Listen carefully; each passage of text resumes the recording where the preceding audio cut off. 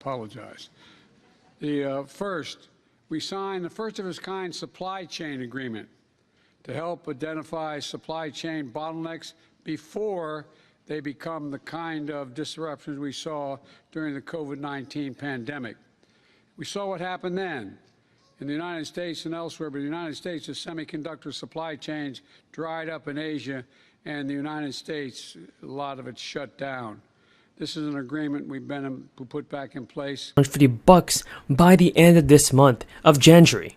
Eligible couples will get $1,500, and even the governor who signed the law in May is set to return the money to taxpayers, as he originally intended for the payment to be $400 for individual filers and $800 for couples. According to the Colorado Department of Revenue, the amount was increased due to excess state revenue. The payment arriving by the end of the month will be for state residents who filed an extension, and the first round of payments was for people who had filed their taxes by June 30th and paid to residents September 30th payments. So, example of this is what I'm talking about. And when Colorado residents, they must be 18 or older by the end of this year to claim this free stimulus credit. Free stimulus credit, folks, because if a taxpayer who's eligible to receive this check owes any money to the government, like a child support or unpaid parking tickets, well, the rebate amount will decrease. Also, everybody, President Biden and top lawmakers fanned out across the country this week to visit bridges that are said to be prepared with new infrastructure money. President stopped at, for instance, the Brent Spence Bridge, which crosses the Ohio River, connecting Connecticut and Kentucky.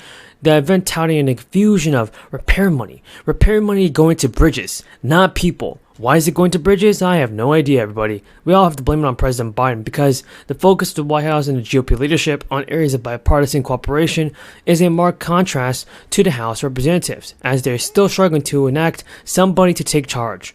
So what I want to say is that the infrastructure law put aside $100 billion for roads and bridges, and now rural broadband, ports, and other items are having some difficulties around us. For instance, this week's visit, Republican push to add amendments addressing some of the legislative priorities. Several weeks ago, Democrats and Republicans had already reached an agreement on this, but much less than $22.5 billion that the White House initially requested. This would actually be paid for using unspent funds that different agencies received as part of last year's American Rescue Plan. Some Senate Republicans, however, refused to move forward with a vote on the aid unless lawmakers considered another stimulus bill. So folks, I think that President Biden is doing a good job on the fourth stimulus check. Tell me what you think in the comments. We have a ton of good news about the fourth stimulus payment, so continue to keep on watching. $1,200 monthly checks have finally been approved and proposed for Americans, including Social Security, SSDI, and SSI. Okay, so millions of people in the United States that earn under $200,000 could get monthly payments of $1,250 very soon, while the expanded monthly child tax credit payments were temporarily paused back in December 2021. Lawmakers want to send out more stimulus relief money, and now the substantial price increases. When the Fed raises interest rates, money becomes more expensive to borrow, harder to get, and more worthwhile to save. According to The Hill, the Fed wants demand for goods and services to fall closer to supply, which has dwindled as a result of obstacles created by the crisis. In an ideal world, the Fed can raise the interest rates gradually enough to bring down inflation without slowing the economy. But economists generally agree that inflation has risen too high for the Fed to bring it down, without causing at least some hardship. And the Fed's rapid rate hikes will bring an end to the 2 years of rapid wage growth, record job openings, and remarkably low layoffs. The U.S. still added 315,000 jobs last month, and wages rose 5.2% over the past year. But economists do suspect that some job growth is going to be slow and the unemployment rate to rise as businesses feel the squeeze of higher interest rates. That means many more workers who have not yet gotten back under raises will not get one and may have few other unemployment options with better compensation. A round of relief checks are expected to be mailed and deposited to millions of people. These payments can be worth up to $270. The lawmakers have already announced new plans for their state, and they will provide residents an extra boost of money. So friends, more and more stimulus checks are going to be sent out. That's official. New York Governor Kathy Hochul and legislative leaders announced that a stimulus payment of about $270 will be sent to 1 million the Crisis Essential Employee Premium Pay Program. The House Speaker said on Twitter the legislature was proud to establish this program through our American Rescue Plan Act, and the essential workers who work to keep the Commonwealth during the height of the crisis deserve nothing less. People must have earned at least $13,000 with a total income below 300% of the federal poverty level.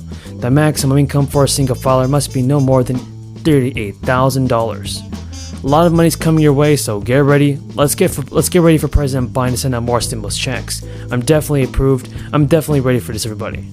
New deposit date has been confirmed. The next batch of checks will be deposited this week. Yes, this week. Many Americans can expect to receive a one-time inflation payment. Some governors have also agreed to use unused funds of crisis relief checks for bonus checks for the residents. So states are continuing to send out target relief checks to the residents just to help people offset the impact of rising gas and inflation.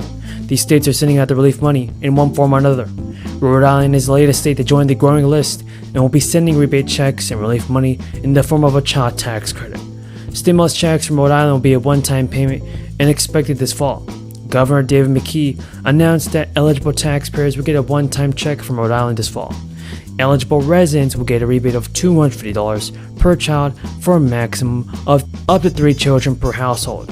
A lot of money, everybody, is coming to people's way. In a press release, Governor McKee said, "Supporting parents and their children with Rhode Island new child tax credit is a sensible and critical way to keep our economy." And the governor says people who had more than $15,000 worth of assets, including vehicles and savings, were disqualified for food assistance. Officials say that 500,000 children in Michigan will benefit from the limited asset, and now in Maine, all recipients of the SNAP program will have their monthly benefits delivered to them by today.